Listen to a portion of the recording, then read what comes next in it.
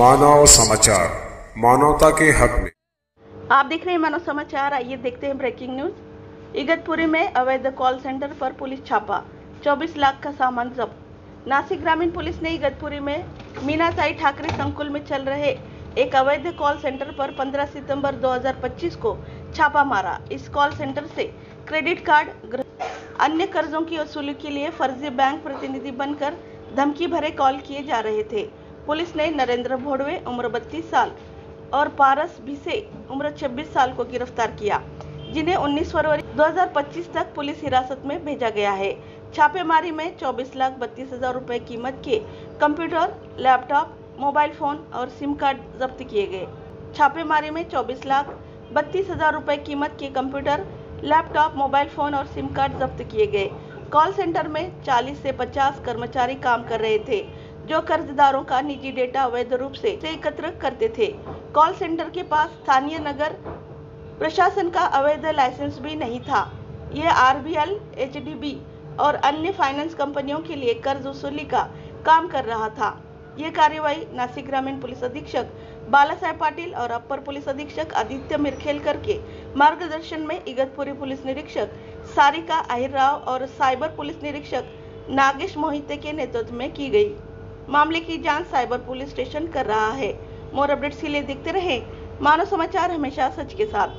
Igatpuri police स्टेशनच्या हद्दीमध्ये मीनाताई ठाकरे संकुल या ठिकाणी कॉल सेंटर सुरू आहे याबाबतची माहिती मिळाल्यानंतर त्या ठिकाणी प्रभारी अधिकारी इगतपुरी यांनी व सायबर सेलचे अधिकारी यांनी संयुक्तपणे छापा टाकल्यानंतर त्या ठिकाणी साधारणतः 40 ते 50 लोक लॅपटॉप आणि कॉम्प्युटरच्या समोर बसलेले निदर्शनास आले। त्यांच्याकडे ह्या लीगल परमिशन्स आणि काय काय आहेत याबाबतची माहिती घेतली। त्याच्यानुसार त्यांच्याकडे शॉप ॲक्ट आणि इतर सर्व ज्या परवानगीची आवश्यकता असते त्या नव्हत्या। त्यांची कार्यपद्धती पाहिल्यानंतर त्या ठिकाणी बँकेकडून आलेली माहिती याच्या व्यतिरिक्त इतर लोकांना सुद्धा महाराष्ट्रातल्या कॉल करून त्यांनी कर्ज घेतलेलं आहे आणि कर्जासाठी धमकीचे फोन त्यांना जात होते। तशा स्वरूपाच्या तक्रारी त्या फोनवरून ज्यांना त्यांना कॉल गेलेले आहेत त्या लोकांकडून सुद्धा प्राप्त झाल्या आणि हे ज्यांनी कर्ज घेतलेलं आहे त्याच्या व्यतिरिक्त भरपूर लोकांना फोन करून धमकी देऊन त्यांच्याकडून पैसे वसूल करण्यासाठी दबाव आणत होते। हा सर्व प्रकार सातत्याने गेल्या काही वर्षापासून त्या ठिकाणी सुरू होता। याबाबत इगतपुरी पोलीस स्टेशन या ठिकाणी गुन्हा दाखल करण्यात आलेला आहे आणि त्यामध्ये 2 व्यक्तींना अटक करण्यात आलेली आहे। जे चालक होते त्या दोघांनाही अटक केलेली आहे। माननीय न्यायालयाच्या समोर त्यांना घेऊन गेल्यानंतर 19 तारखेपर्यंत त्यांना PCR मिळालेला आहे।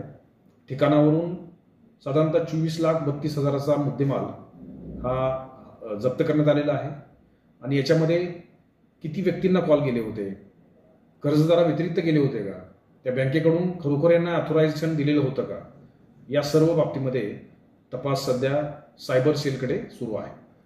सर, याच्यामध्ये जे काम करणारे होते त्यांना मी आरोपी करणारे आपण त्यांना माहिती होती ना हे सगळे बाबतीत, आणि जे बँकेकडून त्यांना डेटा कोणी दिला त्या संदर्भात काही समोर आलाय? याच्यामध्ये जे कॉल करत होते त्यांना मालकाने ज्या पद्धतीने नंबर उपलब्ध करून दिले होते त्याप्रमाणे ते सांगत होते। त्यांना तसं ट्रेनिंग दिलं गेलं होतं। त्यामुळे त्यांना कामाला लावणाऱ्या लोकांना, त्यांना नोकरीसाठी ठेवणाऱ्या लोकांना हे खऱ्या अर्थाने त्यातले आरोपी आहेत। त्या दृष्टिकोनातून सर्व शोध तपास सुरू आहे। तर बँकेचं कोणी इन्व्हॉल्व आहे का त्याच्यामध्ये? बँकेकडून डेटा कसा आला यांच्याकडे? आतापर्यंत बँकेचे कोणी अधिकृत समोर येत नाहीत। वारंवार त्यांना सूचना दिल्यानंतर सुद्धा बँकेचे कुठलेही अधिकारी समोर आलेले नाहीयेत। तपासामध्ये त्यांना या तपासाच्या दरम्यान त्यांना समोर बोलवलं जाईल आणि सत्य परिस्थितीची शहानिशा केली जाईल।